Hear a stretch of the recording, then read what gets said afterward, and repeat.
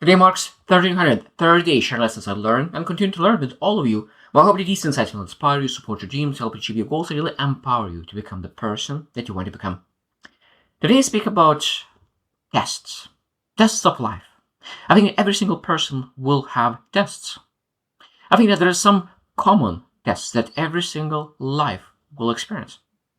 And today I will share nine things that I think that every single person need to be tested, because those are essential things in life to understand, okay, where is success is coming from, where the good life is coming from, where is nurtured life is coming from. So those tests are very, very important to live a purposeful, meaningful, joyful, blissful life. So number one is the test of integrity. Such an important test. And we'll be tested. It'll be tested how good we are in integrity. I think that the most important part about integrity is being able to really do the right thing. Do the right thing, no matter what. Do you feel bad, disappointed, angry, envious? Do you do still the right thing? Do you do the hard thing, no matter what? Because I think that the question is that when no one is looking, are you still doing the right thing? Because it's harder. No one is looking. There's no accountability. So what do you do when no one is looking? I think that this question is a beautiful question. What do you do when no one's looking? Because this is a test of integrity. Because I think that I truly believe in vibrations. I believe in karma. I believe that if you actually doing the low vibration thing when no one is looking, that vibration is stuck with you. And when you really want to really do the right thing in front of other people, it doesn't go well anyway. So the test of integrity is very important, because I think that when I think about everything in life, in strong relationships, achieving success, I think integrity is part of the foundational things to really achieve that success that we are looking for. The second test is the test of adversity. That means that it doesn't matter who you are. You will be tested with adversity. You will be tested. And we need to understand that comfort zone, there's rarely growth. It might be there's very, very small, limited growth. But where the growth happens?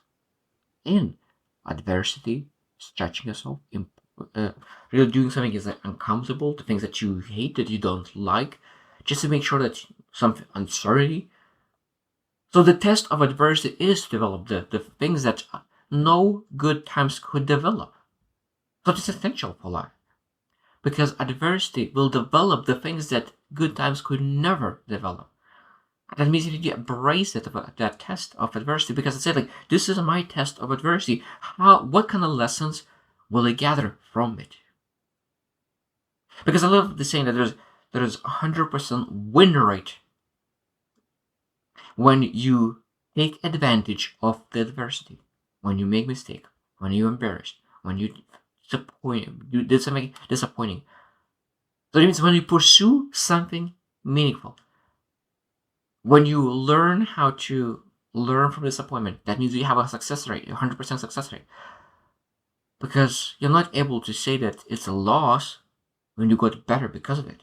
How can you call a loss when you became so much better of it? So I think that's why things adversities allows to really have that success rate improved. The third is the test of success. And I think it's very, very important to understand that success reveals who we truly are, even less than failure. Failure sometimes develops and nurtures and improves us. But a lot of times, success reveals who we are. Like exactly the same with the money. When you have a power, it reveals who you are. It expands and multiplies. But it means the test of success is that we will be tested. We will be given an opportunity to really get success. But now we might screw that test. We might screw that lesson. So that means we'll need to wait for another time to really make things happen. That's all the fine. It will come. Opportunities will come, which if you just prepare and work and do the aligned actions and willing to do the work, the opportunities will show up. And you will get successful. But if you actually fail that success and you say, oh, like, I just do not like myself when I'm succeeding, it might be just the same thing, that you don't like yourself when you're succeeding because you become arrogant. You become feeling superior rather than really feeling that you are a leader who is serving people around. That's very important. Number 4 is the test of patience. I think that's a beautiful thing. You will want to have something within a month, 2 years, a year, maybe. There's different goals that we are looking. But I love this thing that we need to be aggressive with our actions, but patient with the results. Aggressive with our actions, but patient with results. And that's exactly is a test with patience.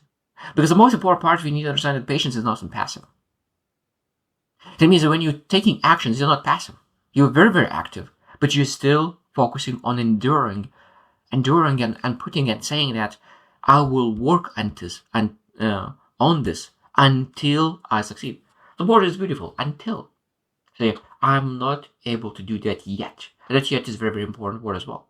So I will do this until I'm able to achieve success. And that's again this test of patience. Number 5 is the test of relationships.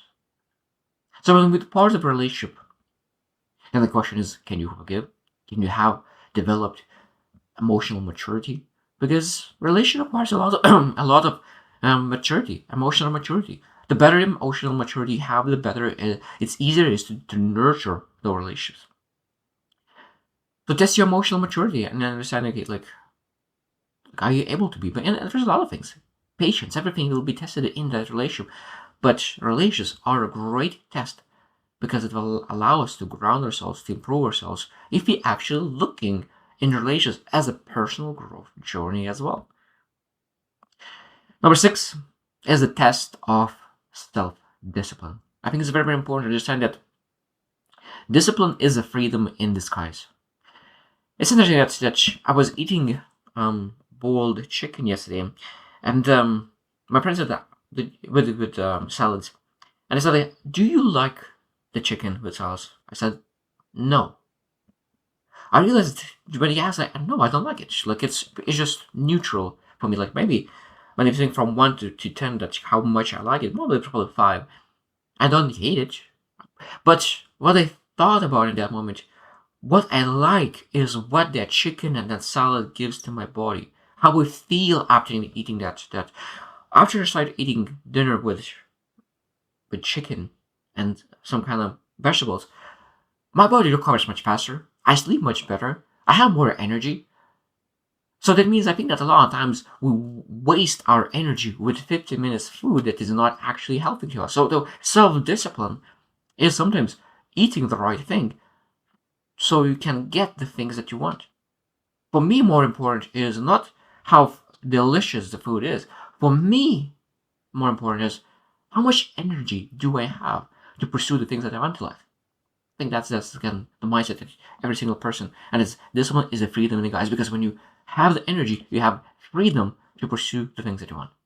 If you don't have energy, it's very hard because energy is one of the most important resources. You have all the money in the universe, you have all the time in the universe, but if you do not have energy, it's very hard to pursue anything. Number 7, the test of purpose. Because without purpose, it's very hard to pursue anything because you don't have clarity. So purpose is something that allows us not to exist, but really live meaningful, joyful life. So purpose, I think the test will try to really build that purpose, find the purpose, really understand the purpose, and pursue that person, and take those actions that will align with that vision and purpose that we have set for ourselves. And the test of purpose will be something that really will be tested. Otherwise, the life will not be as joyful as it could be. Number 8, the test of forgiveness, including yourself. You will make mistakes. You will be embarrassing sometimes. You will make. You will be rejected. There are a lot of things that because of your own reasons. And again, we need to really understand that forgiving is not forgetting. It's me choosing growth over pain. Choosing growth over pain. Because forgiving is allowing more joyful emotions to come in. Because if you have a full cup of some kind of negative emotions, it's very hard to really accept positive emotions. So that means that you need to leave all of it, let things go, to make sure that we're able to bring something more joyful, more meaningful, into our lives. And the last one that I want to mention is the test of time. And everyone is tested by that. The most important part, I think that's why it's so important, is that time will either promote you or expose you. What I mean by that is that I truly believe in compound effect. So in 5 years, in 10 years, your 5 years will be exposed. Your 5 years will be shown in the way how your finances are, in the way how your body is. A lot of times we think about short-term impact on our body, but you don't sometimes don't think about how is the long-term impact of this pattern or of this behavior, of this habit. And we start really looking into how this one time will be tested with how this habit will be tested by time.